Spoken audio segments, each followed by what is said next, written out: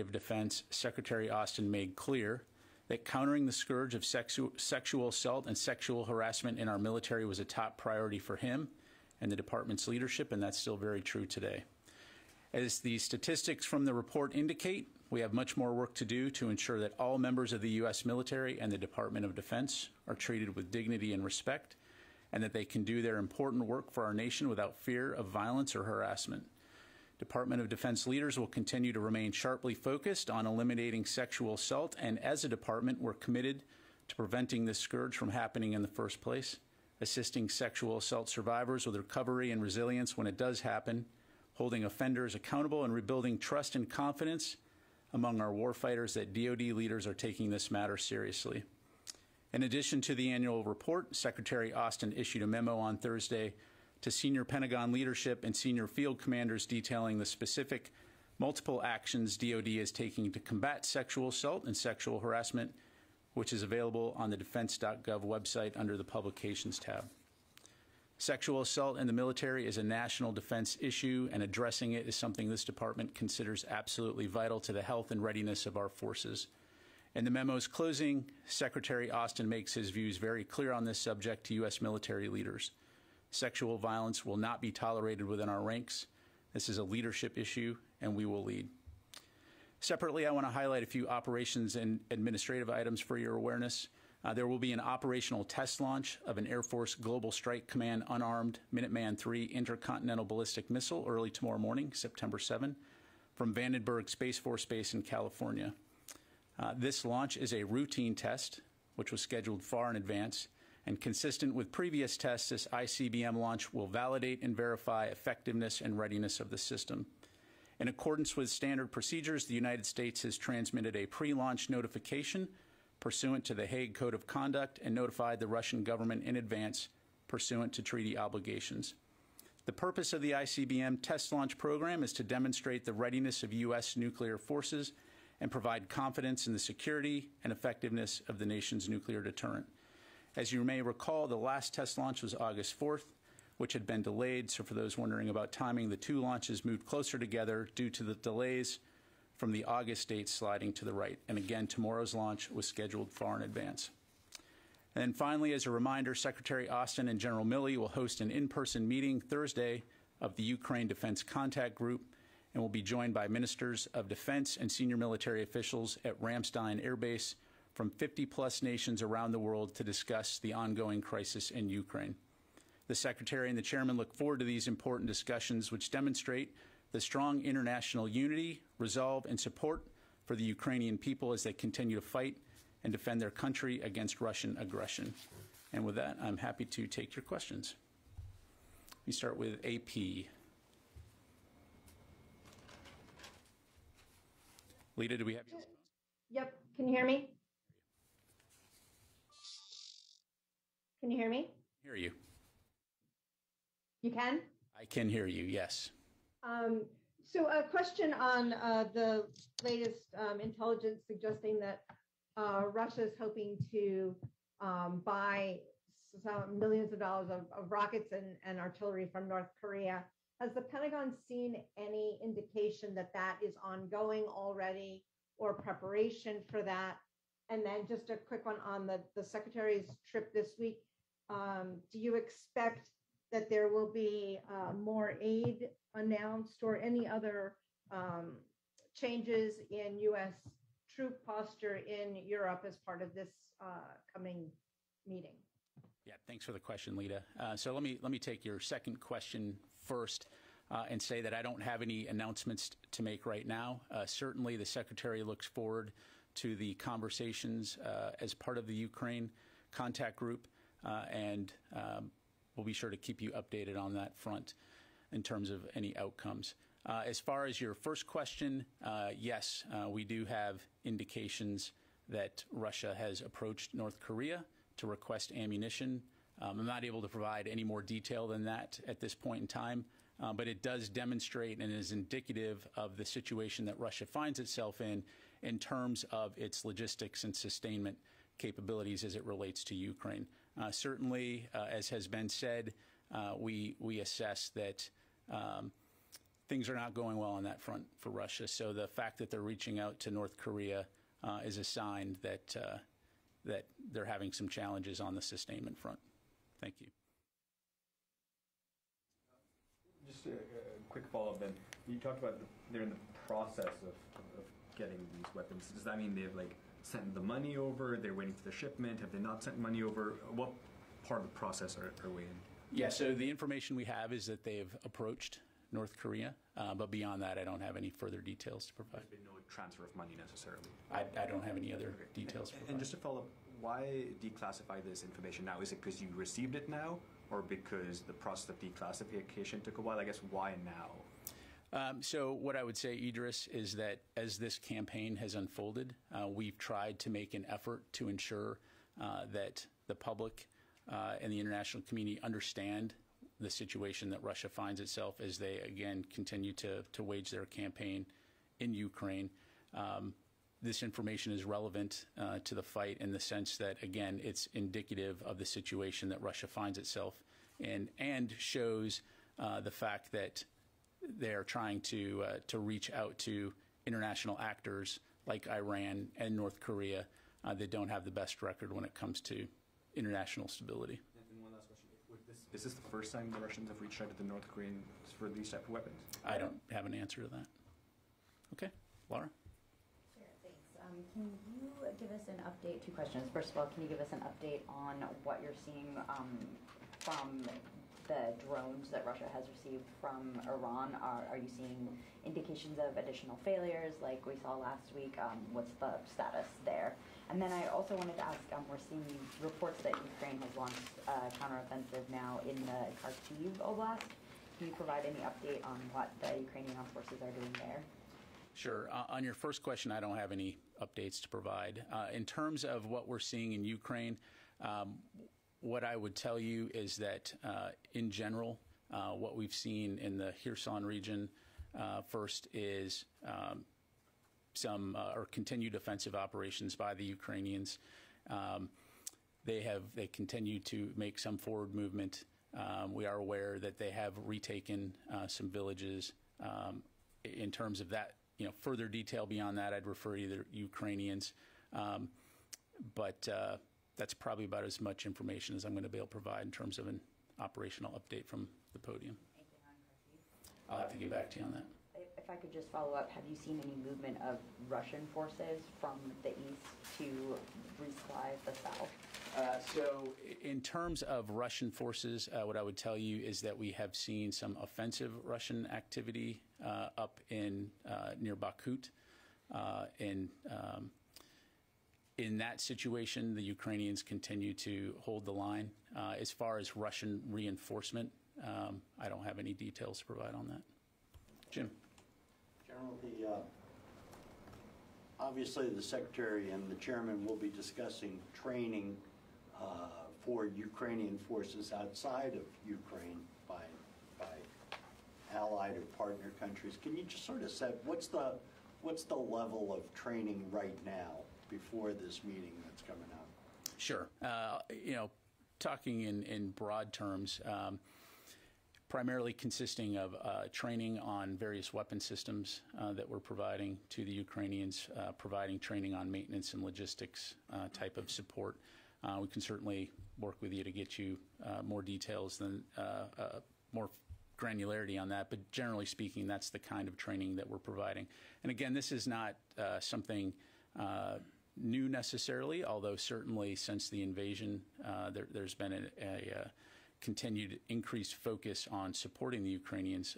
But as you well know, this is something that we've been doing since 2014. And sort of along with that, one of the comments that you hear most often from the Ukrainian military is the role that NCOs play in small units especially. But that was also a part of the training that the Ukrainian military received from the U.S. forces.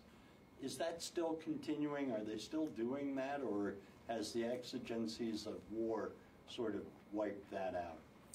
So we'll get back to you in terms of the specifics on that aspect of the training. What I would say is yes, broadly speaking, that highlighting and working with the Ukrainians in terms of NCO leadership is something that we have done.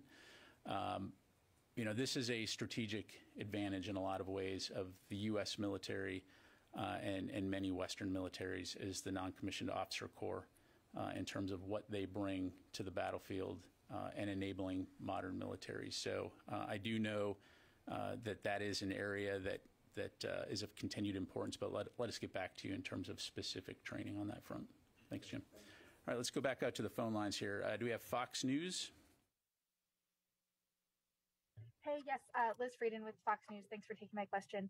As far as the Iranian capturing the sea drones last week, there were 2 different incidents in the Middle East.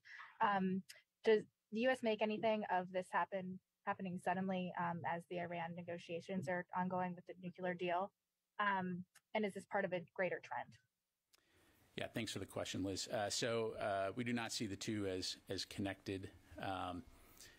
Again, as you're aware, in the case of the sail drones, we did recover the drones, and it's just another example of Iranian activity in this region that is unprofessional and problematic. And so certainly we'll continue to keep an eye on that front. But again, to answer your question, we do not see those two as connected. Okay. Yes, sir. Thank you for taking my question. Last week, the Wall Street Journal reported the Pentagon created a new task force to expedite the arms sales to U.S. allies and partners last month. First, could you confirm the report?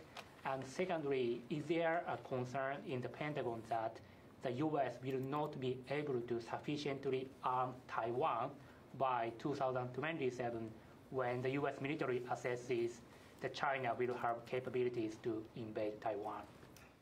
Yeah, so in terms of the Foreign Military Sales Tiger Team, yes, we did recently initiate an internal FMS Tiger Team process and exploring a wide range of immediate and systemic areas for reform of Department of Defense processes, platforms, and regional perspectives to improve our ability to work with allies and partners. And it's important to highlight the fact that this endeavor is not focused on a particular region. It's rather designed to intensively explore and look at internal processes throughout the department. So this is largely focused on efficiency. And I'm sorry, can you ask your second question again? So is there any particular concern in the Pentagon that the U.S. will not provide a sufficient number of weapon systems to Taiwan by 2027 when the U.S. military says that China could have capabilities to invade Taiwan?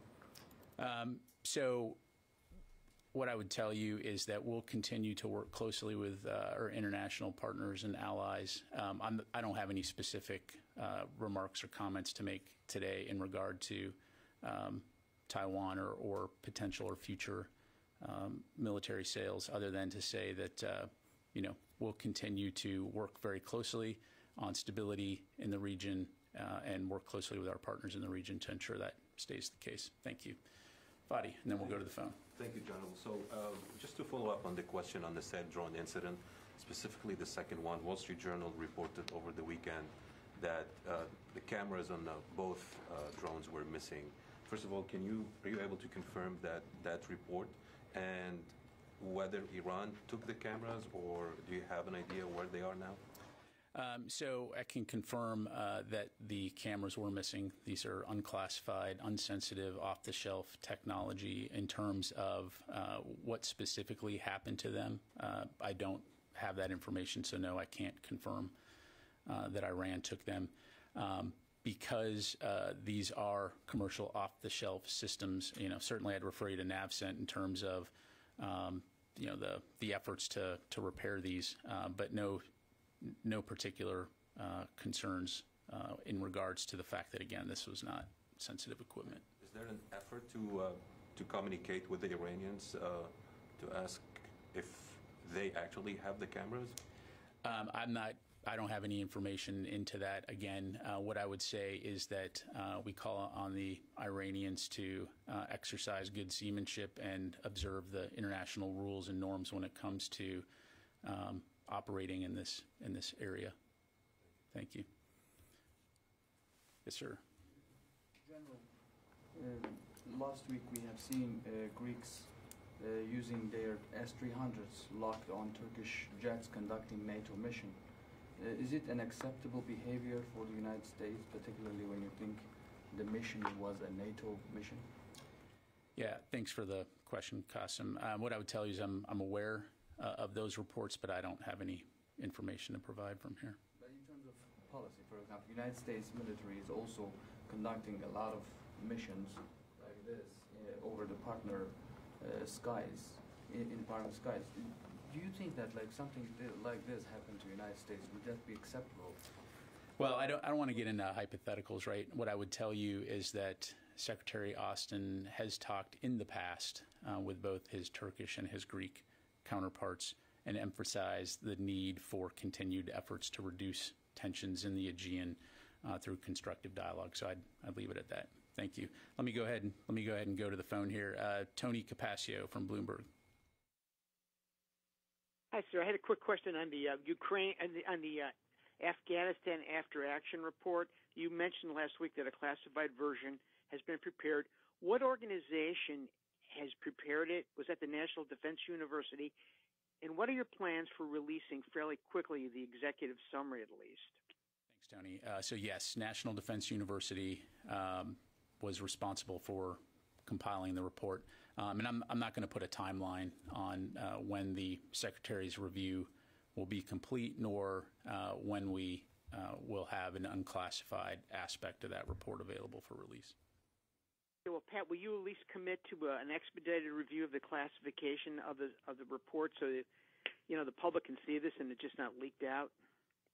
Certainly, Tony. I'll commit to taking your question and taking a look at that, and when we have something available, we will be sure to provide that. Thank you, though. Okay, let's do one more from the phone here. Joe Gould, Defense News. Hi, General. Thanks for taking my question. I have a two-parter also in light of the Ukraine aid request from the administration. First part is, what's the current number of U.S. troops mobilized in Europe to bolster NATO since the invasion? Is that still about 10,000? And then also, is it correct that there's about $2.8 billion in presidential drawdown authority that's gone unused and will be allowed to expire at the end of the fiscal year? Okay, so in terms of U.S. troop presence in Europe, yes, the numbers have remained the same. We're at about 100,000 U.S. forces in the AOR, in addition to the troops that we deployed to support, provide additional support. In terms of aid for Ukraine, certainly, I don't want to speculate about future funding other than to say that we are committed to using the aid that we have to support Ukraine, and we'll continue to work very closely with the interagency and with Congress to ensure that we're spending that aid as expeditiously as possible to support them in their fight. Thank you. Yes, ma'am. I'm Felicia Schwartz from the Financial Times. On the training, in the past we've gotten numbers of how many Ukrainians have gone through, on specific systems like the HIMARS or drones in some instances. Do you have any updated numbers or even ballpark figures about how many Ukrainians have been through training at this point? I don't have that right in front of me, but let me take that question and we'll see what we can provide you. Thank you. Okay. Let's go back to the phone line here. Heather from USNI. Thanks so much. I was just wondering if we can get an updated maritime update of what's going on out in Ukraine in the Black Sea. Sure. I can talk in broad terms, Heather. We continue to see the grain shipments departing Odessa, which is a positive thing.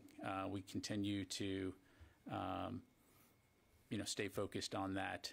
In terms of operational updates, clearly I don't want to get into intelligence from the podium here, other than to say that we keep a close eye on that region as the conflict continues to unfold. Thank you. All right. Yes, sir. Logan Ryder with Newsmax. Just a quick question for you about Taiwan again. What is the Pentagon's assessment of the conflict between China and Taiwan right now in the Taiwan Strait? An assessment of the conflict in what sense?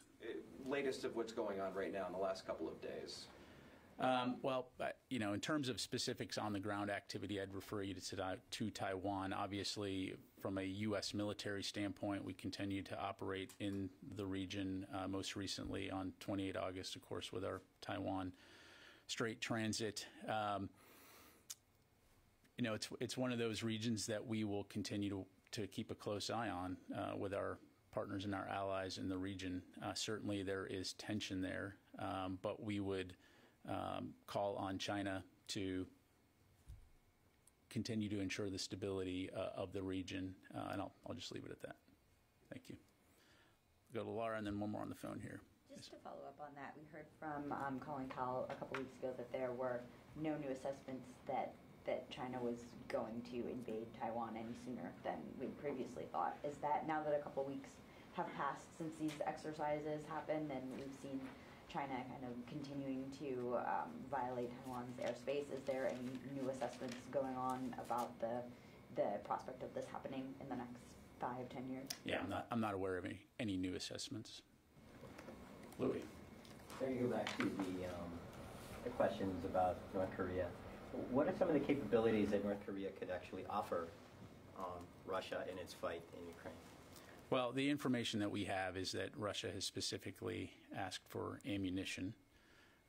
But in terms of the capabilities, I don't want to speculate on what Russia may or may not need beyond that, or what they could offer. Are you seeing any indications that Russia is making similar reach-out efforts to friendly nations around the world?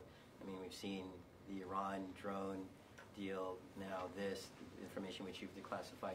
Are they making other contacts around the world to do pretty much the same thing, which is reach out for ammunition and other significant impacts? So based on the information that I have, I would say at this point in time we've seen North Korea and Iran as the countries that they've reached out to. So thank you. Okay, let's go to Jeff Selden, VOA. General, thanks very much for doing this. One question on Russia, one on Iran. Just generally, what is the latest that the Pentagon has in terms of any changes to Russia's nuclear posture, especially with the Ukrainian counteroffensive seeming to make some steps? And also on Iran, can you explain, what does the Pentagon make of Iran's increased aggressiveness, both in terms, we saw it last week with the attempts to capture a couple of the sail drones, but are you seeing that matched by the IRGC or Iran's proxy forces, whether in the Middle East or beyond, in terms of Iran's aggressive posture? Yeah, thanks, Jeff. No changes. In terms of your first question, no changes in terms of the posture. Again, that is an area that we'll just continue to keep a very close eye on. As far as the motivations behind Iran, again, I'd refer you to them for any discussion of their motivations. In terms of if you look at the behavior of Iran over the long term in this region of the world, these types of incidents unfortunately are not that uncommon. Again, it's an area that we continue to monitor, but the kind of unprofessional, inappropriate behavior when it comes to these type of harassing actions are not helpful in the region when it comes to preserving peace and stability and international waterways. Thanks, Jeff. All right, let me go to Jeff Shogel, Task and Purpose. Thank you. The Defense Department will stop issuing the National Defense Service Medal as of December 31st. Would it be accurate to say the department is acknowledging the global war on terrorism has ended? Well, certainly we want to recognize those who have supported and engaged in this operation. Certainly over the last 20 years, a lot of men and women in the U.S. military have worked very hard to counter terrorism.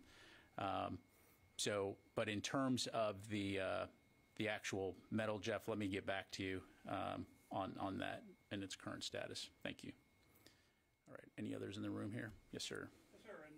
In light of President Biden's recent speech in Philadelphia, does the Pentagon have a position on the use of serving military forces in photo ops like that? Yeah, thanks for the question. I think the White House addressed that question the other day, so I'd refer you back to the White House.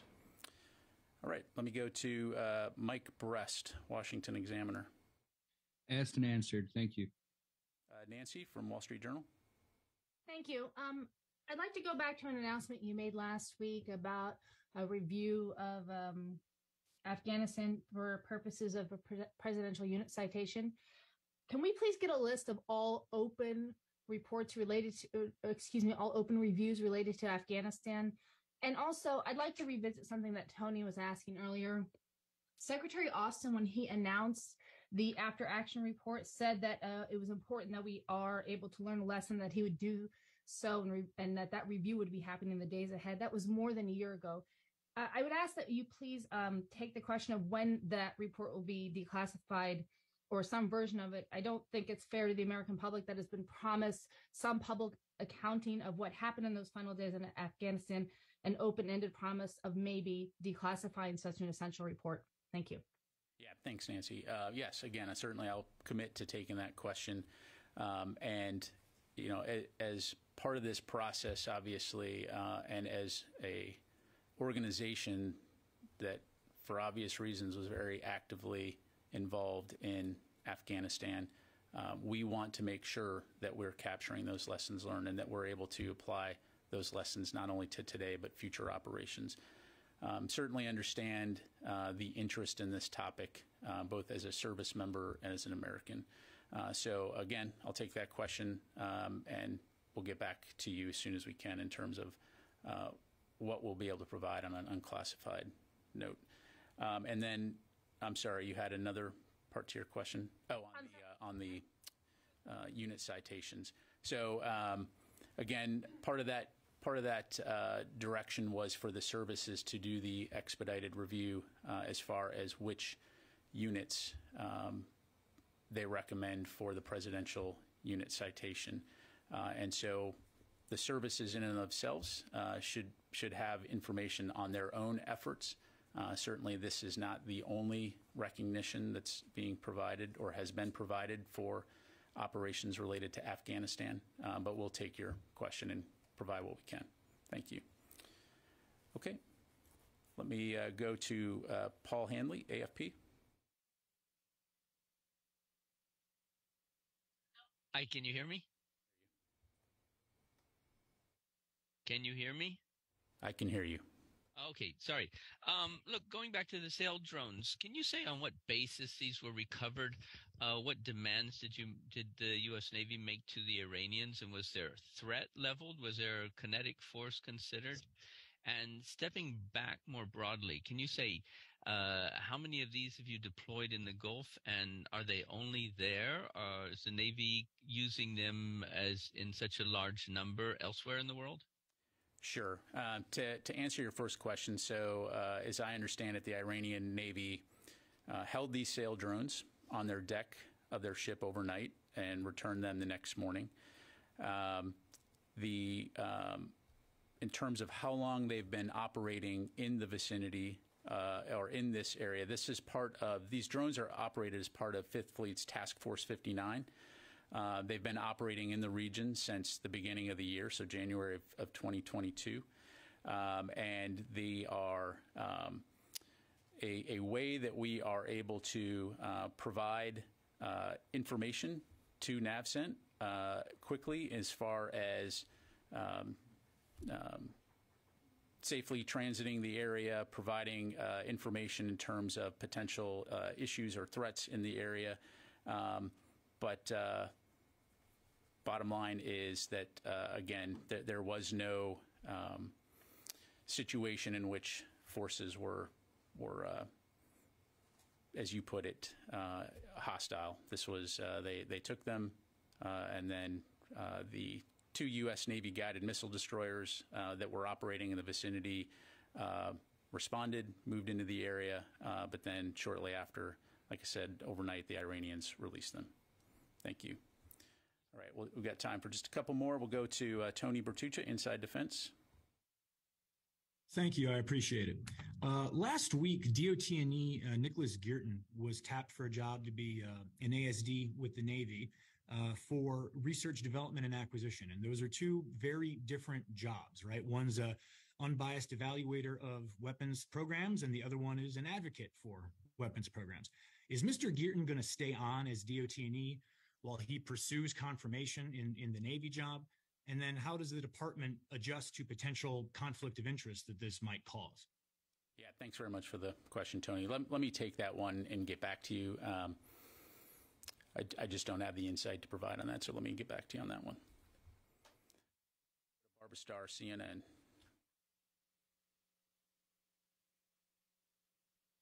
I wanted to follow up on a couple of things. On Afghanistan, because military public affairs does have the job of communicating information to the public as long as it doesn't violate national security, can you get us at least an answer on what office might be advocating in front of the Secretary for some kind of declassification of this report? Who is putting the case to him, if anyone, that it's a good idea to offer some level of public knowledge on this? My second question is, I'm still not hearing you use the word counteroffensive in regards to the Ukrainian moves in Kherson and around there, and I'm curious why the Pentagon is still not comfortable saying counteroffensive. And very quickly, my third question, can you give us any indication, do you have concerns that Russia might be reaching out to China for munitions, or that the Chinese may be offering munitions to Russia? Does that concern you? Thank you. Thanks, Barbara. So on your first question, I mean, certainly public affairs does play a role in providing advice and counsel when it comes to the public release of information of interest to the public and to members of the Department of Defense. And so we are and will be a part of those conversations. And again, I take the point. It's well taken in terms of the importance of this information, not only to our service members, but to the American public. In regards to Ukrainian operations, this is a Ukrainian military operation. I'll leave it to the Ukrainians. We'll leave it to the Ukrainians to characterize or define their operations in terms of where they are in their campaign. And so, again, it's not appropriate for me as a Department of Defense spokesperson to characterize it for them.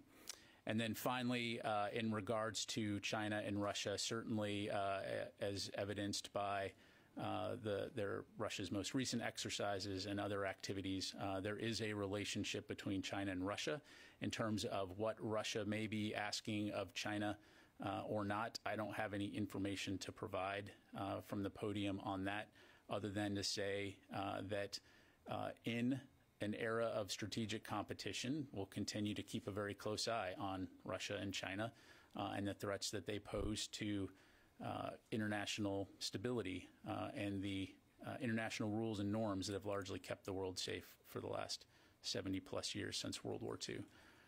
Thanks, Barbara. Okay. Thank you very much, everybody. I appreciate your time today.